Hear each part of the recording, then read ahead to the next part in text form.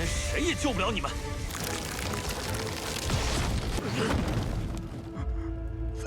好大的口气！我操！别浪费时间了。 Hola, bagaimana nih kabar kalian? Semoga dalam keadaan baik-baik saja, sehat selalu, serta dilancarkan rezekinya ya guys, amin.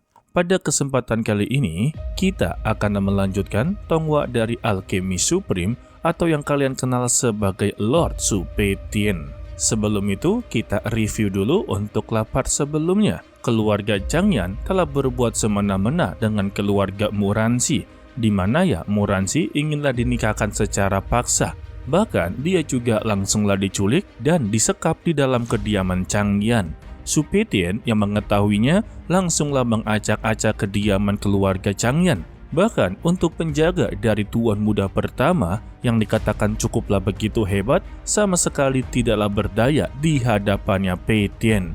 Alhasilnya dia dihajar hingga babak belur serta diminta untuk memberitahu kepada tuannya kalau dia akanlah datang ke kediaman Changyan untuklah membuat sebuah perhitungan. Kini, Changlou sudah berada di aula utama milik dari keluarga Changyan. Dia dimarah-marahi oleh sang ketua karena dirinya sangatlah tidak becus bekerja. Sebab hanya untuk menjaga seorang wanita saja, bisa-bisa dia babak belur dan lepas begitu saja. Changlou mengaku kalau dia tidak bisa untuklah menahan semua ini, sebab ada seorang pria yang bernama Supetian memiliki kemampuan berada di atasnya. Jadi dia bukanlah tandingannya. Dan datanglah tuan muda pertama mempertanyakan, jika dia mengakui kemampuan dari Petian begitu hebat, lantas jika dibandingkan dengan dirinya, siapa yang jauh lebih kuat? Pertanyaannya membuat Changlou menjadi begitu bimbang.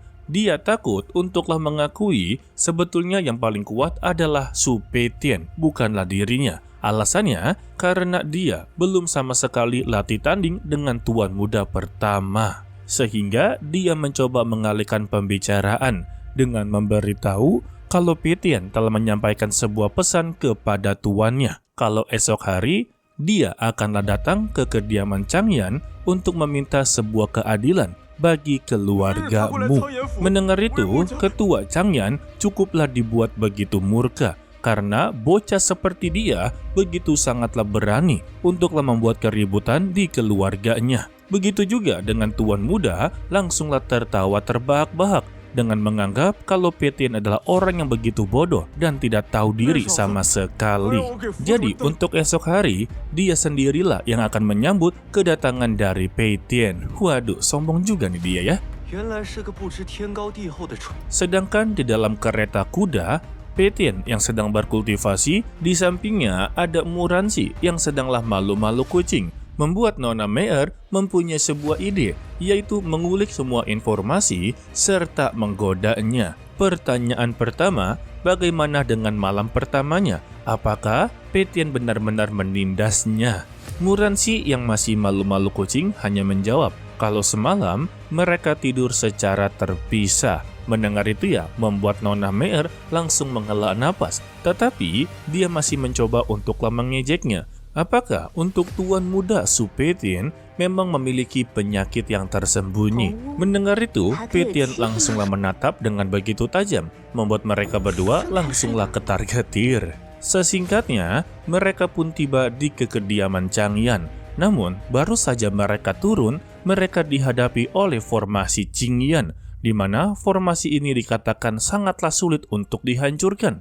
Hal ini membuat kakek dari Muranxi menganggap kalau keluarga Changyan mencoba untuklah mempermalukan mereka. Sebab jika mereka tidak bisa menghancurkan formasi ini, maka ya keluargamu bukanlah apa-apa dibandingkan mereka.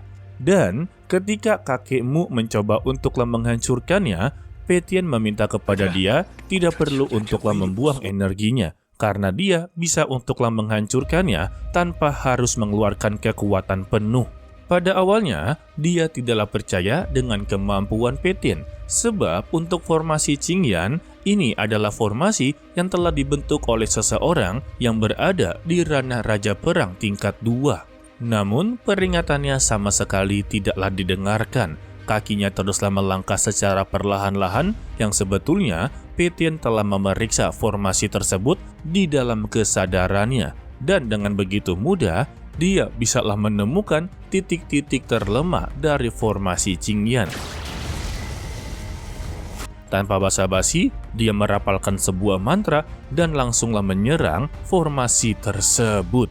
Hanya dengan satu tatapan saja, formasi ini pun akhirnya hancur lebur, membuat keluargamu langsunglah terkejut serta kagum kepada Pei Tian dan menganggap kalau bocah satu ini benar-benar tidak bisa diremehkan dan dia pantas disebut sebagai monster. Lalu, Pei Tian meminta kepada mereka untuklah tetap berada di belakangnya.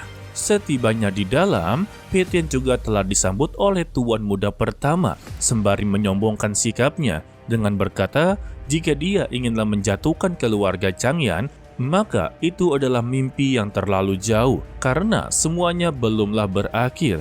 Dan janganlah bersikap sombong di kediaman Changyan, karena dia baru pertama kali menghancurkan formasi Qingyan. Lalu dia menjentikan jarinya dan keluarlah Raja Singa Api spiritual. Tetapi mereka menyebutnya sebagai monster api biru. Jelas-jelas berwarna api jingga guys. Sekalinya raungan membuat mereka langsunglah ketar-ketir. Tidak untuklah Pei Tian, dia menatap dengan begitu tajam. Lalu untuk tuan muda pertama langsunglah meminta kepada mereka semua. Jika dia berlutut dan memohon ampun untuklah sekarang, maka dia akanlah mempertimbangkannya. Namun, jika mereka memang tetaplah menolak dan bersikeras untuklah menghadapinya, maka dia akanlah mengabulkan kematian untuklah mereka. Dan tempat ini akanlah menjadi pemakaman untuk mereka semua. Tetapi, Pei Tian sudahlah begitu muak, sebab semua lawan yang dia hadapi, mau itu para perampok, mau itu para tuan muda yang begitu sombong, semuanya memiliki sikap yang sama. Mereka terlalu banyak berbicara, dan hanya dengan satu serangan saja, tuan muda pertama langsunglah terkapar dan kejang-kejang. Lalu, untuk si monster api biru, dia langsunglah menerjang ke arah Pei Tian. Tetapi itu adalah sebuah kesalahan terbesar karena Pei Tian telah menyiapkan sebuah formasi. Ketika dia menerjang, tubuhnya tiba-tiba terhenti yang membuat Pei Tian mendapati kesempatan untuklah meninjunya. Alhasil, si monster singa biru ini langsunglah ditinju bertubi-tubi serta diombang ke sana dan ke sini.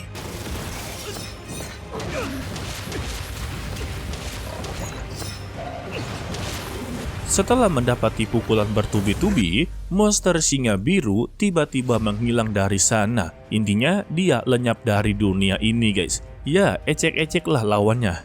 Muranshi yang melihat kehebatan dari Pei Tian telah menganggap kalau dia sudah begitu jauh daripadanya. Untuk saat ini, dia sudah begitu sangatlah kuat. Karena untuk tuan muda pertama berada di ranah Raja Perang tingkat pertama, tetapi dapat dikalahkan dengan begitu mudah. Lalu terdengarlah suara ayah dari tuan muda pertama yang kita sebut saja sebagai ketua Changyan. Dia datang dalam keadaan yang begitu murka, sebab untuk anaknya telah terluka parah akibat serangan dari Pei Tian. Waduh, padahal hanya serangan gertakan saja ya, dan itu tidak terlalu kuat. Tetapi mengapa bisa dia terluka parah? Udah gitu kagak sadarkan diri pula. Kedatangan dari ketua Chang memperingati kepada Pei Tian kalau dia telah salah memilih lawan serta telah salah menolong seseorang. Karena untuk keluargamu sudah kuat dari dalam dan kuat dari luar. Jadi nyawa dari Su Pei Tian tidak layak untuklah dikorbankan hanya untuk keluargamu saja. Dan yang ternyata kedatangan dari ketua Chang mencoba untuklah menghasut Pei Tian. Jika dia bergabung dengan kediaman Changyan, maka dia akan mendapati semua fasilitas yang dia inginkan. Dan dia akan menjadi orang yang terkuat. Dan jika dia menyetujuinya, maka untuk masalah hari ini bisa untuklah dia lepaskan begitu saja. Atau ya dilupakan aja gitu. Namun, jika dia mencoba untuklah menolak, maka terima saja kematiannya. 不好，是头绪灵火。 Pétienne dengan begitu tegas mengatakan dia menolak untuklah bekerja sama maupun bergabung dengan keluarga Changyan karena baginya keluarga mereka bukanlah apa-apa. Merasa keluarganya diremehkan, Ketua Changlan menjadi begitu sangatlah murka. Dia mengeluarkan salah satu jurus mematikannya, yaitu api jiwa sehati. Dan keluarlah dua sosok api yang langsunglah dikerahkan ke arahnya Pétienne. Begitu juga dengan Pétienne hanya membalas dengan sebuah senyuman dan mengeluarkan kekuatan api langitnya.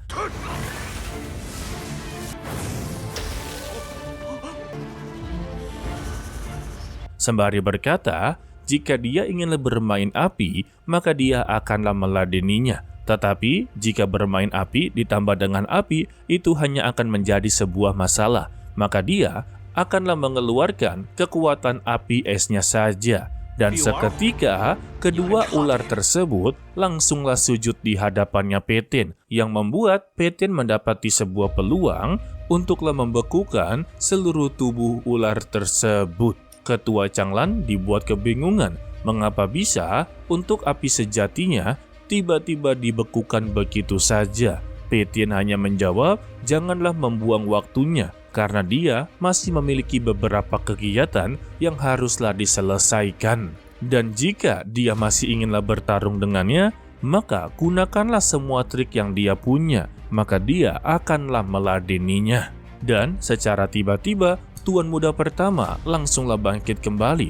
Dia masihlah bisa bersikap sombong kepada Pétienne dengan mengancamnya, jika kakeknya keluar, maka dia bukanlah apa-apa. Pétienne pun hanya tersenyum lagi dan lagi. Dia terus-terusan mendapati sebuah ancaman, tetapi nyatanya mereka bukanlah apa-apa. Dan Pétienne pun langsunglah mengulurkan tangan ke atas langit, sembari berkata, hari ini tidak ada yang bisa untuklah menyelamatkan mereka. Dan kita bersambung untuklah dilanjutkan part berikutnya untuklah di hari Selasa setelah Peerless Battle Spirit ya guys, atau Abang Kinan. Yang dimana kita sudah bisa menebak untuklah spoiler part berikutnya, Pétienne sudah pasti akanlah menghadapi kakek dari kediaman Changyan. Dia dikenal memiliki ranah Kaisar Wu tingkat kedua, atau biasa dikatakan sebagai Raja Perang tingkat kedua guys. Oke lah, sepertinya cukup sampai di sini saja dulu untuklah video kali ini. Mimin ucapkan terima kasih kepada kalian yang telah menonton sampai akhir. Pesan dari Mimin, tetaplah menjadi orang yang baik, walaupun itu sangatlah sulit. To be continue, sampai jumpa di video berikutnya. Bye-bye. 别浪费时间了。